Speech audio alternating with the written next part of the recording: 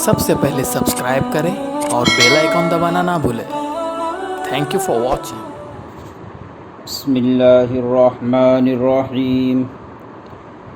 الحمد للہ نحمده ونستعینه ونستغفره ونؤمن به ونتوکل علیہ ونعوذ باللہ من شرور انفسنا ومن سیئات اعمالنا من يهده الله فلا مضل له ومن يضلله فلا هادي له ونشهد أن لا إله إلا الله وحده لا شريك له ونشهد أن سيدنا ومولانا محمدا عبده ورسوله أما بعد فأعوذ بالله من الشيطان الرجيم بسم الله الرحمن الرحيم له معقبات من بين يديه ومن خلفه يحفظونه من أمر الله إن الله لا يغير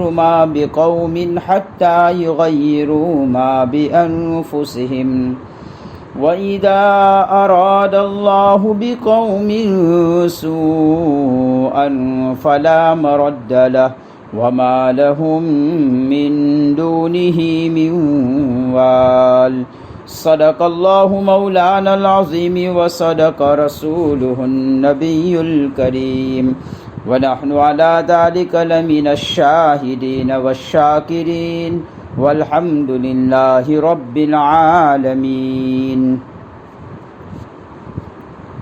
محترم سامعین، میں نے کلام پاک کی ایک سورت جسے سورہ رعد کہا جاتا ہے اس کی کچھ آیات آپ کے سامنے پڑھی۔ اللہ تعالیٰ ان آیات میں دو باتوں کا تذکرہ کرتے ہیں۔ پہلی بات یہ ہے انسان پر ہونے والے اللہ کے انعام، اللہ کی رحمت، اللہ کے کرم کا تذکرہ ہے، اور دوسری بات اللہ کے انعام، اللہ کی رحمت کے چھین جانے کا تذکرہ ہے کہ اللہ نے جو نعمتیں دی ہے وہ کیسے ہمارے پاس سے چلی جاتی ہے اور اسے کیسے اللہ پاک دوبارہ چھین لیتے ہیں۔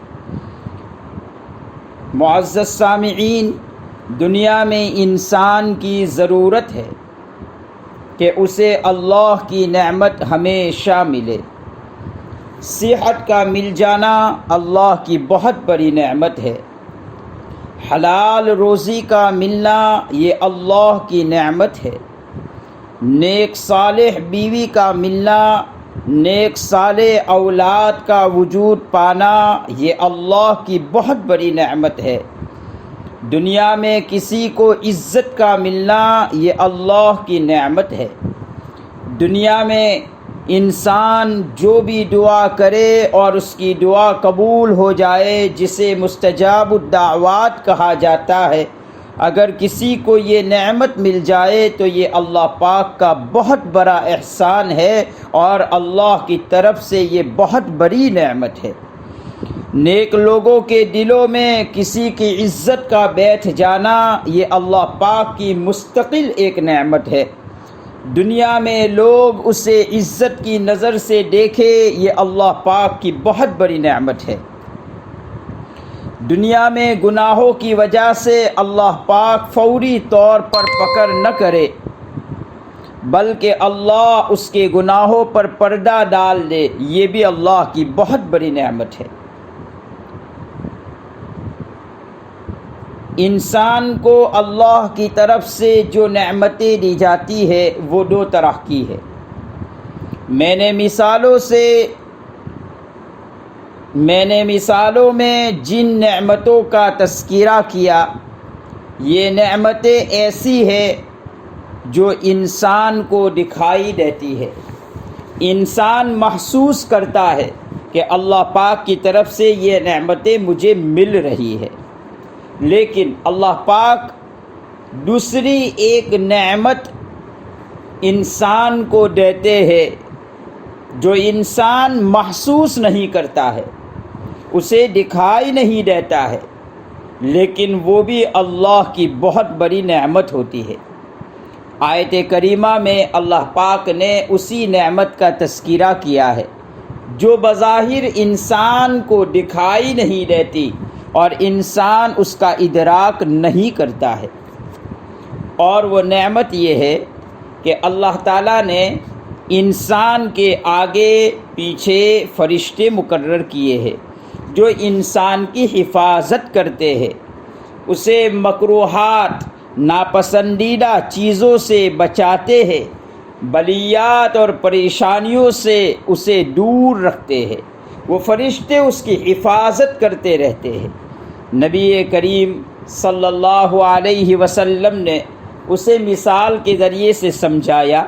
ایک آدمی راستہ چل رہا ہے اور راستہ چلتے چلتے اسے کچھ پتہ نہیں ہے کہ راستے میں ایک بہت بڑا گڑھا ہے۔ اب وہ گرنے کے قریب تھا، لیکن اسے وہ گڑھا نظر آ گیا، وہ سنبھل گیا، بچ گیا۔ یہ کیا ہے؟ اللہ نے اس کے ساتھ ایک فرشتہ اس کی حفاظت کے لیے رکھا ہے، اس نے اس کو اس وقت بچا لیا۔ یہ اللہ کا نظام ہے، اس میں آدمی کو اپنا کوئی کمال نہیں سمجھنا چاہیے، بلکہ یہ اللہ پاک کا ایک غیبی نظام جو فرشتوں کی شکل میں انسان کے ساتھ رکھا ہے، اس فرشتے نے اس کی حفاظت کر لی اور وہ گڑھے میں گرنے سے بچ گیا۔ کبھی ایسا ہوتا ہے انسان کوئی کام کرنا چاہتا ہے اور وہ اس کام کا پختہ ارادہ کر بھی لیتا ہے، لیکن کچھ ادھر ادھر کے وساوس کے آنے کی وجہ سے وہ کبھی اس کام کو کرنے سے رک جاتا ہے، یا ہاں کہنے کے بعد وہ نہ میں جواب دے دیتا ہے۔ تو اس میں بھی انسان کو اپنا کمال نہیں سمجھنا چاہیے، بلکہ اللہ کا نظام حرکت میں آتا ہے اور اللہ پاک نے اس کی حفاظت کے لیے اور اس کے لیے وہ کام مضر اور نقصان دہ ہوتا ہے، وہ اللہ پاک کا ایک غیبی نظام ہوتا ہے، جس کی وجہ سے اللہ اس کے دل کو دوبارہ پلٹ دیتے ہیں، اور وہ جو ہاں کہہ رہا تھا لیکن اب وہ نہ میں جواب دیتا ہے اور وہ اس کام سے بچ جاتا ہے۔ یہ اللہ پاک کی وہ نعمتیں ہیں جو انسان کو دکھائی نہیں دیتی۔ یہاں پر ایک بات آپ یہ بھی سمجھے، آپ کے ذہنوں میں سوال ہوتا ہوگا، جب اللہ پاک نے حفاظت کے لیے یہ ساری تدابیر کی ہوئی ہے اور اللہ پاک کا غیبی نظام حرکت میں آتا رہتا ہے، تو پھر تقدیر کیا ہوتی ہے؟ پھر انسان کو کوئی تکلیف نہیں پہنچنا چاہیے۔ اس کا جواب حضرات مفسرین نے یہ دیا، ہاں اللہ پاک نے یہ حفاظتی فرشتے تو انسان کے ساتھ رکھے ہی ہے جو ہر وقت اس کی حفاظت کرتے رہتے ہیں، لیکن اللہ کو بندے کے ساتھ کچھ اور منظور ہوتا ہے، اس کے ساتھ کچھ اور کریمانہ انداز اللہ کو اختیار کرنا ہوتا ہے، اللہ کو اس کے ساتھ کچھ اور رحمتوں والا معاملہ کرنا ہوتا ہے، تو پھر تقدیر غالب آ جاتی ہے، اور وہاں یہ جو فرشتوں والا حفاظتی نظام ہے وہ ہٹ جاتا ہے، اور اس موقع پر انسان کو تھوڑی سی تکلیف پہنچ جاتی ہے، لیکن اس میں بھی اللہ کا نظام ہی حرکت میں ہوتا ہے، اس میں بھی اللہ کی رحمت ہی کام کرتی ہے۔ کبھی ایسا ہوتا ہے کہ اللہ پاک نے اس کے گناہ کی وجہ سے اسے فوراً سزا دے دی، تو اب کیا ہو گیا؟ یہ گناہ کا کفارہ ہو گیا، جو گناہ اس سے ہوا تھا تقدیر غالب آ گئی اور اس کو فوری طور پر سزا مل گئی۔ اس میں بھی اللہ اپنے بندے کے ساتھ رحمت والا معاملہ ہی کرتا ہے، حساب کتاب برابر ہو گیا، یعنی گناہ جو کیا تھا اس کی سزا اسے فوری طور پر مل گئی۔ اب یہ گویا کہ اس کے نامہ اعمال سے یہ گناہ ختم ہو جاتا ہے، یہ تکلیف۔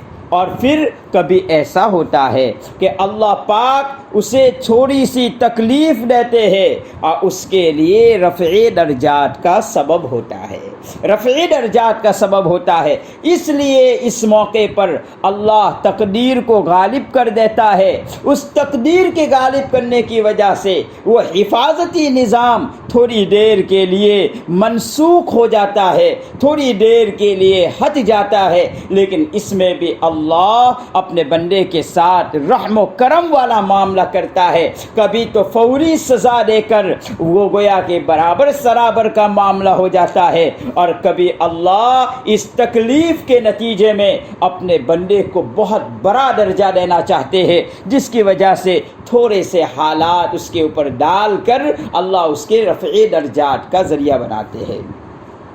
یاد رہے، یہ جو نظام خداوندی ہے یہ اللہ اپنے مومن بندے کے ساتھ کرتے ہیں، کافر کے ساتھ اللہ تعالیٰ کا یہ نظام نہیں ہوتا ہے۔ بہرحال اللہ کے فرشتے ہر وقت انسان کی ناپسندیدہ چیزوں سے حفاظت کرتے ہیں، اسے بچاتے رہتے ہیں۔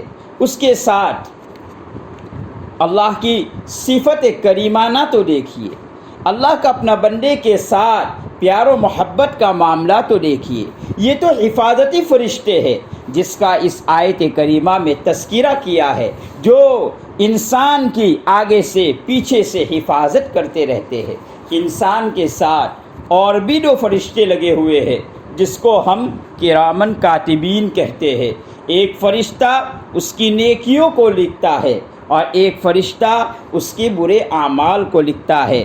داہنی طرف والا فرشتہ یہ نیکیوں کو لکھنے پر اسے مامور کیا گیا ہے، اور بائیں طرف والا فرشتہ وہ بدیوں کو لکھتا رہتا ہے۔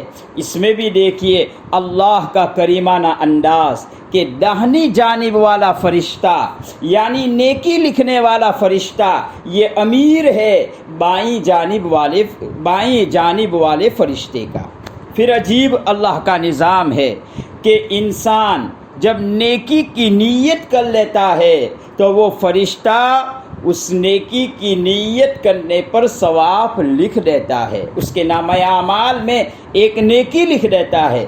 اور اگر بندہ جب اس نیکی کو کر لیتا ہے تو اللہ پاک پھر اس فرشتے کو 10 نیکیاں لکھنے پر مجبور کرتے ہیں۔ اور بائیں جانب والا جو فرشتہ ہے اسے اس طرح سے مکلف نہیں کیا ہے۔ بدی لکھنے والے فرشتے کو، گناہ لکھنے والے فرشتے کو اس طرح سے مکلف نہیں کیا ہے، بلکہ جب کسی انسان سے بدی ہو جائے، گناہ ہو جائے تو وہ فرشتہ، بدی لکھنے والا فرشتہ، بائیں جانب والا فرشتہ 3 مرتبہ اسے پوچھتا ہے۔ داہنی جانب والے فرشتے کو 3 مرتبہ پوچھتا ہے کیا میں اس کے گناہ کو لکھ لوں؟ لیکن داہنی جانب والا فرشتہ چونکہ امیر ہے وہ کہتا ہے اسے مہلت دے دو، اس کے لیے اس کو تھوڑا سا اور وقفہ دے دو، ممکن ہے اسے توبہ کی توفیق ہو جائے۔ تو بائیں جانب والا فرشتہ وقفے سے 3 مرتبہ داہنی جانب والے فرشتے کو پوچھتا ہے پھر کہ میں کیا اس بدی کو لکھوں یا نہیں لکھوں۔ اگر اسے توبہ کی توفیق ہو جاتی ہے تو معاملہ صاف ہو جاتا ہے۔ بدی لکھنے والا فرشتہ اپنے نامہ اعمال میں اس کو درج نہیں کرتا ہے، اور اگر اس نے توبہ نہیں کی، اسے توبہ کی توفیق نہیں ہوئی، تو پھر بدی لکھنے والا فرشتہ گناہ کرنے کے باوجود ایک ہی گناہ لکھتا ہے۔ پھر بھی اللہ کی شان کریمی دیکھیے، کچھ عرصے کے بعد، کچھ وقفے کے بعد اگر انسان کو اس بدی سے، اس گناہ سے توبہ کی توفیق ہو گئی تو بدی لکھنے والا فرشتہ وقفے کے بعد بھی جو اس نے ایک گناہ لکھا ہے اپنے نامہ اعمال میں اس کو مٹا دیتا ہے۔ دیکھیے تو صحیح اللہ اپنے بندوں کے ساتھ کس طرح معاملہ کرتا ہے۔ تو اس آیت کریمہ میں اللہ تعالیٰ نے یہی بات بتلائی کہ اللہ تعالیٰ کی طرف سے بندے کو نعمتیں ملتی ہے، وہ نعمتیں چاہے انسان کو مادی اعتبار سے ملتی ہے چاہے روحانی اعتبار سے ملتی ہے، ان نعمتوں کا تعلق چاہے تو انسان محسوس کرتا ہے، انسان کو دکھائی دیتا ہے، اور چاہے تو وہ نعمتیں ایسی ہو جو انسان محسوس نہیں کرتا ہے، اسے دکھائی نہیں دیتا ہے، لیکن اس کے باوجود اللہ تعالیٰ کی یہ نعمتیں انسان کے ساتھ لگی ہوئی ہے۔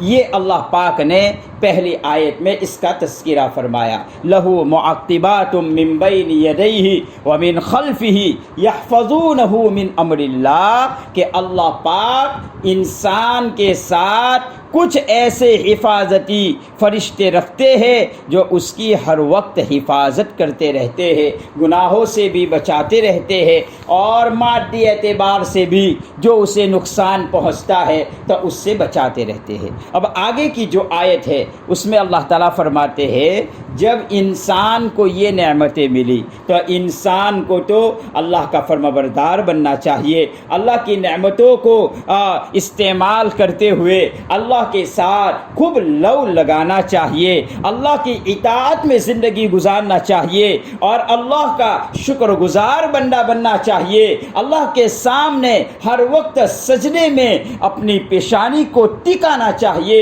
اسے تو اللہ کا احسان ماننا چاہیے کہ باری تعالیٰ تو نے مجھے کیسی کیسی نعمتیں عطا فرمائی ہے۔ لیکن ان نعمتوں کو استعمال کرنے کے باوجود جب بندہ باغی بن جاتا ہے، اللہ کی نعمتوں کو استعمال کرنے کے باوجود وہ اللہ کا ناشکرہ بندہ بنتا ہے، وہ اللہ کے سامنے جھکنے کے بجائے وہ اللہ سے اعراض کرنے لگتا ہے، وہ اللہ کے احکامات کو توڑنے لگتا ہے، وہ نبی کریم صلی اللہ علیہ وسلم کی سنتوں کو پامال کرنے لگتا ہے، تو پھر اللہ پاک ان نعمتوں کو انسان سے چھین لیتے ہیں۔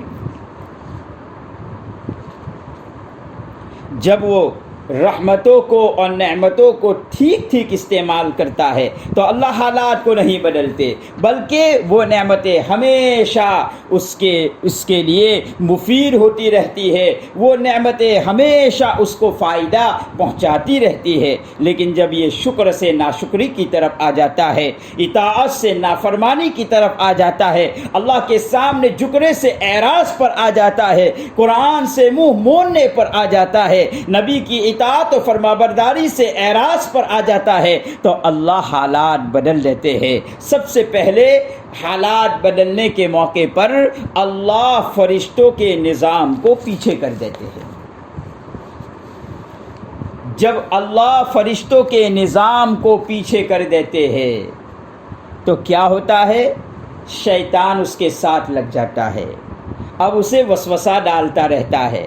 جیسے میں نے پیچھے آپ کو مثال دی کہ ایک آدمی راستہ چلتا رہتا ہے اور اسے پتہ نہیں ہوتا ہے کہ یہاں بہت بڑا گڑھا ہے، اس میں گر جاؤں گا، مجھے چوٹ لگے گی، مجھے نقصان ہو جائے گا۔ اس موقع پر جب وہ فرشتہ اس کی حفاظت کر لیتا ہے، لیکن بندہ اس موقع پر کیا بولتا ہے؟ دیکھا نہیں میری آنکھوں کی تیزی کیا ہے، میں بچ گیا۔ اس موقع پر وہ اللہ کی اس نعمت اور حفاظتی فرشتے کا تصور کرنے کے بجائے وہ اپنی طرف منسوب کرتا ہے۔ تو اب جب یہ فرشتے ہٹ جاتے ہیں تو شیطان اس کے اندر وسوسے ڈالتا ہے، اب وہ نقصان والی چیزوں کو منقش کر کے زیب و زینت کی شکل دے کر اس کے سامنے وہ مبتلا کرتا ہے۔ اب وہ دعا قبول ہونا بند ہو جاتا ہے، اب وہ عزت جو ملی تھی لوگوں کے درمیان وہ ختم ہو جاتی ہے۔ پہلے اسے عبادتوں میں لطف آتا تھا، وہ لطف ختم ہو جاتا ہے۔ پہلے اسے تہجد کی نماز میں ایک کیفیات ملتی تھی، وہ کیفیات ختم ہو جاتی ہے۔ یہ حالات کس نے بدلے؟ اللہ نے نہیں بدلے، بلکہ انسان اپنے حالات کو خود بدل لیتا ہے، خود اپنے حالات کو بدل لیتا ہے۔ اسے تو اللہ کی نعمتوں کے ملنے پر شکر گزار بندہ بننا چاہیے تھا، اس کو اللہ کے احکامات پر چلتے رہنا چاہیے تھا، لیکن جب وہ چلتا نہیں ہے تو پھر اللہ فرشتوں کے نظام کو ہٹا کر شیطان کے حوالے کر دیتے ہیں۔ اب وہ شیطان اسے نت نئے طریقوں سے گمراہ کرنے کی پلاننگ کرتا ہے، اسکیمیں کرتا ہے، اور اب وہ کیا ہو گیا، جب اللہ کا یہ فیصلہ ہو جاتا ہے، شیطان اس کے ساتھ ہو جاتا ہے، تو ہمیشہ خوف کی کیفیت اس کو لاحق ہو جاتی ہے، فقر میں مبتلا ہو جاتا ہے، پریشان گھومتا رہتا ہے، اور وہ اللہ کے احکامات سے دور ہوتا چلا جاتا ہے۔ نمازوں کا پاس و لحاظ نہیں ہوتا، روزوں کا پاس و لحاظ نہیں ہوتا، تراویح کا پاس و لحاظ نہیں ہوتا، قرآن پکڑنے کا پاس و لحاظ نہیں ہوتا، وہ نیکی کے کاموں سے دور ہوتا چلا جا رہا ہے، اور شیطان اس کو گناہ کے کام منقش کرتے ہوئے اور اس کو اچھے طرح سے مزین کرتے ہوئے اس کے سامنے رکھتا رہتا ہے، جس کی وجہ سے وہ انسان ان گناہوں کو کرتا رہتا ہے۔ تو اللہ یہاں پر اس آیت کریمہ میں دو چیزیں بتلاتے ہیں۔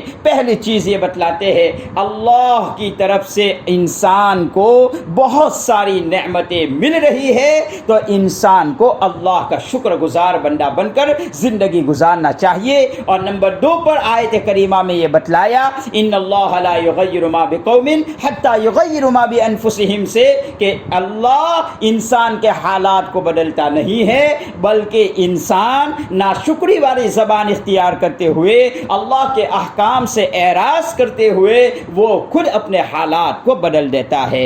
ابراہیم ادہم رحمۃ اللہ علیہ بہت بڑے بزرگ گزرے ہیں، ان سے کسی نے پوچھا کہ ہم دعا تو کرتے رہتے ہیں لیکن ہماری دعا قبول نہیں ہوتی، کیا وجہ ہے؟ ارشاد فرمایا، تم نے اللہ کا تو پہچانا ہے لیکن تم اس کی اطاعت نہیں کرتے۔ تمہیں معلوم ہے نماز کا چھوڑنا گناہ ہے، تمہیں معلوم ہے حرام مال کا کھانا گناہ ہے، تمہیں معلوم ہے کسی کی بے عزتی کرنا گناہ ہے، تمہیں معلوم ہے کسی پر ظلم کرنا حرام ہے، تمہیں معلوم ہے غیبت کرنا حرام ہے، کسی کو گالی دینا حرام ہے۔ جب تم نے اس کی لاج نہیں رکھی تو پھر اللہ بھی تمہاری دعا کو قبول نہیں کرتا ہے۔ جب تم اس کی فرمانبرداری میں اتر جاتے ہو تو اللہ تمہاری دعا کو قبول نہیں کرتا ہے۔ حضرت ابراہیم ابن ادہم رحمۃ اللہ علیہ آگے فرماتے ہیں، تم نے رسول اللہ صلی اللہ علیہ وسلم کو تو پہچانا کہ بہت بڑی شخصیت ہے، ان کی پیروی کرنے سے اللہ جنت عطا کرتا ہے، ان کی پیروی سے اللہ کی محبت ملتی ہے، ان کی پیروی سے دنیا اور آخرت میں چین و سکون ملتا ہے، ان کی پیروی سے اللہ رسوائی اور ذلتی سے حفاظت کرتے ہیں، لیکن تم اپنے ہاتھوں سے ان کی سنتوں کو رونتے نظر آتے ہو، اپنے ہاتھوں سے ان کی سنتوں کو ختم کرتے ہوئے نظر آتے ہو، تو پھر اللہ بھی تم کو چھوڑ دیتا ہے اور تمہاری دعا کو قبول نہیں کرتا۔ اور تیسری چیز ابراہیم ابن ادہم نے فرمائی، تمہیں معلوم ہے قرآن اللہ کی کتاب ہے، معزز کتاب ہے، اللہ کی زبردست کتاب ہے، اس کو دیکھنے پر بھی ثواب ہے، اس کو پڑھنے پر بھی ثواب ہے، اس کو اٹھانے پر بھی ثواب ہے، اس کو عزت کے ساتھ بوسہ دینے پر بھی ثواب ہے، اس کا پڑھنا بھی ثواب، اس کا سننا بھی ثواب، اس کے ایک ایک حرف کو دیکھنا بھی ثواب، ایک ایک حرف پر اللہ 10 نیکیوں کا وعدہ فرماتے ہیں۔ لیکن جب تمہارا حال یہ ہو گیا کہ تم نے قرآن کو چھوڑ دیا، اب تم قرآن کب پڑھتے ہو؟ موت کے وقت پڑھتے ہو۔ کسی نے کہہ دیا تم یہ تعویذ پڑھو، یہ تم وظیفہ پڑھو، تمہارا فلاں کام ہو گیا، تم نے قرآن کو معزز تو سمجھا ہے لیکن معزز ہونے کے باوجود جب تم نے اس کے حق کو ادا نہیں کیا تو پھر اللہ تمہاری دعا کو قبول نہیں کرتا ہے۔ بہرحال اس آیت کریمہ میں ہمیں یہ پیغام دیا گیا ہے، ہمیں ان دونوں چیزوں کی فکر کرنا چاہیے۔ اللہ کی طرف سے جو نعمتیں مل رہی ہے ہم اللہ کے شکر گزار بندے بنے، اللہ کے ساتھ ہمارا اطاعت والا معاملہ ہو، نبی کریم صلی اللہ علیہ وسلم کی سنتوں کی پیروی زندگی کے ہر گوشے میں ہو، اور یہ نعمتیں ہم سے چھن نہ جائے اس کی آدمی کو فکر کرتے رہنا چاہیے۔ بس اسی پر میں میری گفتگو کو ختم کرتا ہوں۔ اللہ پاک عمل کی توفیق مجھے بھی عطا فرمائے، آپ سبھی حضرات کو بھی عطا فرمائے۔ وآخر دعوانا ان الحمد للہ رب العالمین۔